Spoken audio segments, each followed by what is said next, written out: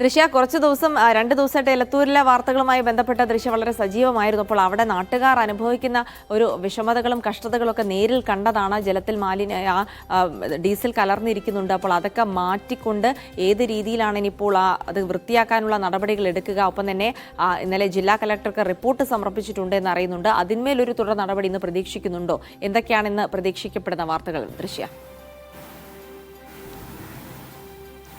ജിൽസി, പ്രധാനമായും എലത്തൂരിൽ നിന്നുള്ള തുടർ നടപടികൾ തന്നെയാണ് നമ്മൾ പ്രതീക്ഷിക്കുന്ന ഏറ്റവും പ്രധാനപ്പെട്ട വാർത്ത. അതിൽ ക്ലീനിങ് നടപടികൾ ആരംഭിച്ചിട്ടുണ്ട്.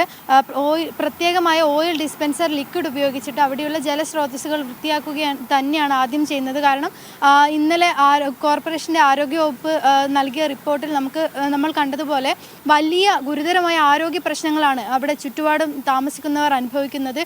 തലവേദന, ഛർദി, കണ്ണെരിച്ചൽ തുടങ്ങിയ രോഗലക്ഷണങ്ങളോടെ പോയവർ വലിയ ഗുരുതരമായ ആരോഗ്യ പ്രശ്നങ്ങൾ അനുഭവിക്കുന്നുണ്ട് എന്ന് തന്നെയാണ് ഇന്നലെ കോർപ്പറേഷൻ ആരോഗ്യ വിഭാഗം സമർപ്പിച്ച റിപ്പോർട്ടിൽ ഉണ്ടായിരുന്നത്.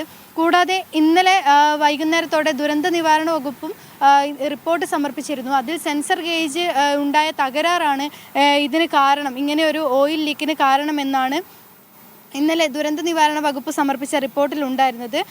അതിൽ 6 വിഭാഗങ്ങളെ ഉൾപ്പെടുത്തി രൂപീകരിച്ച ഉന്നത സമിതി സ്ഥിതിഗതികൾ വിലയിരുത്തുന്നതായും അതിനെക്കുറിച്ച് പഠിക്കുന്നതായുമാണ് ഇന്നലെ മന്ത്രി AK ശശീന്ദ്രൻ പറഞ്ഞത്.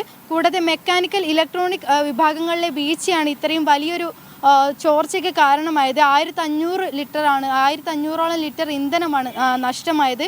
അത് 800 മീറ്റർ മുതൽ 1 കിലോമീറ്റർ വരെ ചുറ്റളവിൽ, അതായത് ആ പ്രദേശത്ത് നമുക്ക് നോക്കിയറിയാം ഒരു ഓട പോകുന്നുണ്ട്. അതിന് സമീപത്ത് തന്നെ ജലസ്രോതസ്സുകളുണ്ട്, തോടുണ്ട്, പുഴയുണ്ട്, അങ്ങനെ കുളമുണ്ട്, അങ്ങനെ ഒരുപാട് ജലസ്രോതസ്സുകളുള്ള സ്ഥലമാണ്. അവിടെ സമീപത്തുള്ള വീടുകളിലൊന്നും ഈ ഒരു ഇന്ധന പ്ലാന്റ് വന്നതിന് ശേഷം ഒരു കിണർ കുഴിക്കാൻ സാധിച്ചിട്ടില്ല എന്നാണ് നമ്മളോട് നാട്ടുകാർ പറഞ്ഞത്. അതായത് അങ്ങനെ കിണർ കുഴിക്കുന്ന സമയത്ത് അവർക്ക് ഇങ്ങനെ ഓയിലിൻ്റെ അംശമുള്ള വെള്ളമാണ് ലഭിക്കുന്നത്. അതുകൊണ്ട് ഇത്രയും വർഷമായി അവിടെ ചുറ്റുമുള്ള വീടുകളിൽ ഒരു കിണറോ അങ്ങനെയുള്ള സൗകര്യങ്ങളോ ഒന്നുമില്ല. അവർ ഇങ്ങനെ ജലവിതരണ വകുപ്പിനെ അങ്ങനെ ആശ്രയിച്ച് മാത്രമാണ് അവർക്ക് മുന്നോട്ട് പോകാൻ സാധിക്കുന്നത്. അത് തന്നെയാണ് എലത്തൂരിൽ നിന്നുള്ള പ്രധാന വാർത്ത.